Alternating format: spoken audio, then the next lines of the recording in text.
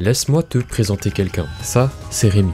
Il est au lycée, il n'a pas encore trouvé de sens à sa vie. Tu sais, c'est un peu comme cette période par laquelle on est tous passés. Celle où tu passes tes fins de journée à te détendre, scroller sur TikTok, jouer aux jeux vidéo, tout ça au lieu de réviser tes cours. Et résultat, des notes aussi éclatées que le step artistique. Si tu te reconnais dans cette situation, alors force à nous, on est ensemble. Le REMS, quant à lui, est entouré d'élèves distinguables en deux groupes. Le premier groupe croit en une vie après la mort, alors que le deuxième est non-croyant à cette idée. Si une chose en commun doit les réunir, c'est bien le fait qu'ils ont trouvé tous deux un sens à leur vie. Si tu vois où je veux en venir, on va voir ensemble s'il est nécessaire ou pas de croire en une vie après la mort pour trouver un sens à une vie. Et par extension, voir comment ça peut influencer ta propre vie, pour le meilleur et pour le pire.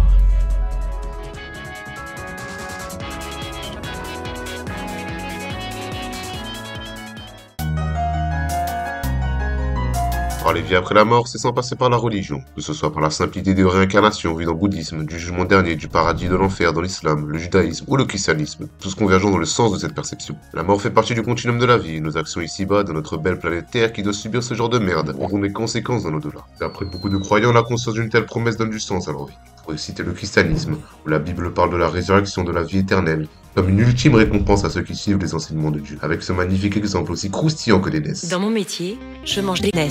Dans l'islam, il y a aussi la sourate 23, versets 102 et 103, qui justifie la réponse. Ce cadre religieux nous offre plus qu'un sens. Il façonne notre moralité, la mienne comme la tienne. Pourquoi ? Tout simplement qu'avec la conscience de ce jugement, le fait d'être observé, eh bien ça nous force à agir moralement. Mais qui oserait faire le mal d'après vous ? Bonjour Eva. C'est dans cette perspective que la vie après la mort est une sorte de boussole morale, qui elle au moins a une utilité contrairement à celle de Minecraft.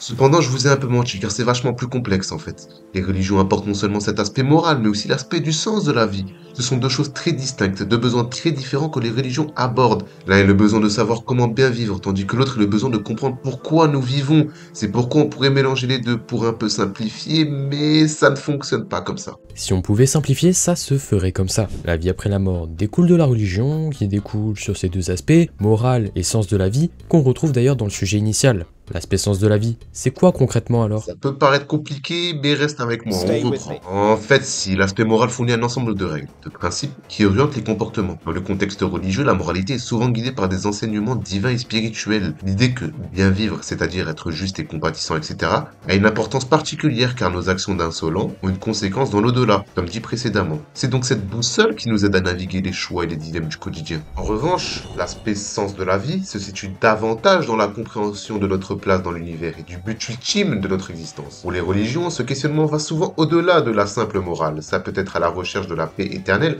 ou de l'union avec le divin.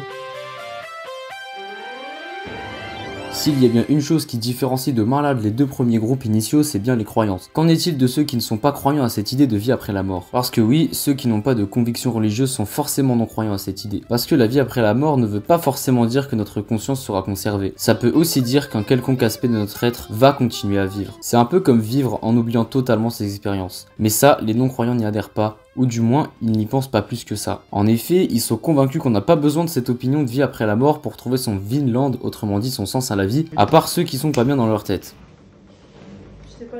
Des philosophes comme Jean-Paul Sartre ou Albert Camus disent que c'est à nous de créer notre propre sens, des vrais gigachas en somme. L'existence précède l'essence. Pour vous et moi, on va pas se cacher, c'est un peu imbuvable. Donc sachez juste que Sartre insiste sur le fait que nous sommes libres de créer notre propre sens à travers nos choix et actions, sans pour autant attendre un sens prédéterminé, ou en gros que le destin tombe dessus. Par curiosité, il était religieux? C'est fou, c'est un athée. C'est d'ailleurs lui qui va fonder l'existentialisme athée, un courant philosophique. C'est pas pour casser l'ambiance, mais on dirait que c'est les tréfonds de l'iceberg de la HLP. Et je pense que tu risques sûrement de t'endormir si on va jusque là. Il faut imaginer Sisyphe heureux. Cette citation d'Albert Camus nous fait comprendre que la vie peut sembler absurde, mais qu'on peut choisir d'accepter cette absurdité et de créer son propre bonheur en vivant intensément. L'absurde, c'est une notion complexe en philosophie. Si on doit l'expliquer facilement, c'est un décalage entre le désir humain de trouver une finalité dans la vie et le silence de l'univers face à cette quête de sens. C'est comme si tu cherchais une quête secondaire, voire principale, mais que l'univers t'envoie chier. A noter que cette option d'absurdité est une idée centrale dans l'existentialisme. Et pour ta culture, Camus n'adhère pas à ce courant philosophique. Parce que oui, il y a plusieurs formes d'existentialisme. Enfin bref, ça rend fou, sois sûr que tu me verras pas en HLP. Petit virage vers le stoïcisme parce que ça me tenait à cœur. Cette philosophie de l'Antiquité est devenue incontournable dans le dev perso, qui lui aussi a ses heures de gloire aujourd'hui. Mais surtout avec TikTok et des trends un peu style Save Europe.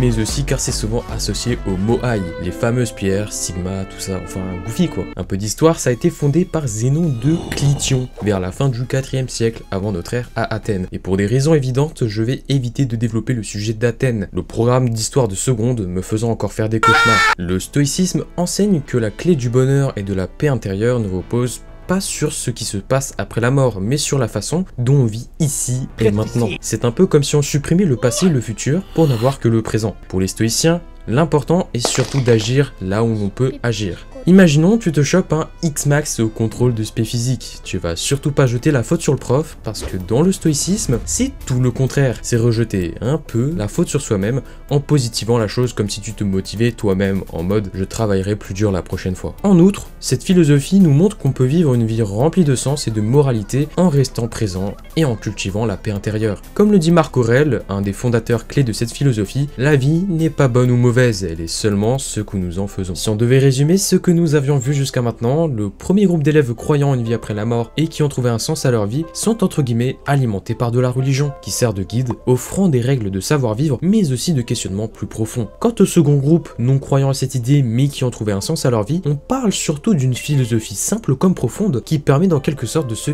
questionner sur soi-même, afin de répondre à ses propres questions. Bravo, tu sais maintenant le résumé de ce qu'on a raconté jusqu'à présent. Pour ma part, une chose est sûre, c'est que je n'espère rien après ma mort. Et je ne pense pas que je sois le seul à penser comme ça. Cela voudrait-il dire que ma vie est dénuée de sens pour autant ?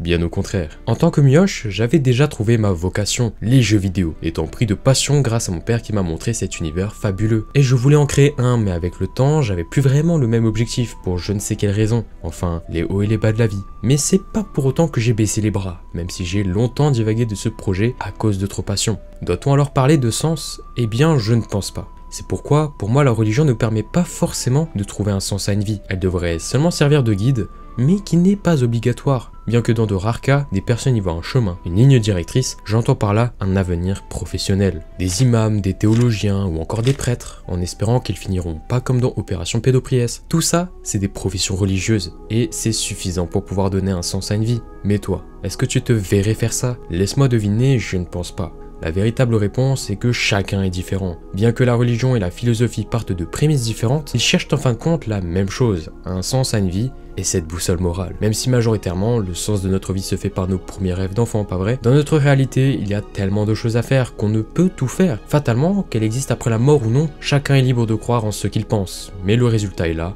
on finira tous par passer par là. Mais si la vie que l'on t'a offerte te paraît insuffisante, pose-toi juste la question de pourquoi tu es là. Comment souhaites-tu l'utiliser? À quoi ressemblerait le toi du futur? Vis juste ta vie à fond. Rappelle-toi juste une chose, que tu sois croyant ou non en une vie après la mort, c'est à toi seulement de trouver le sens que tu lui donneras.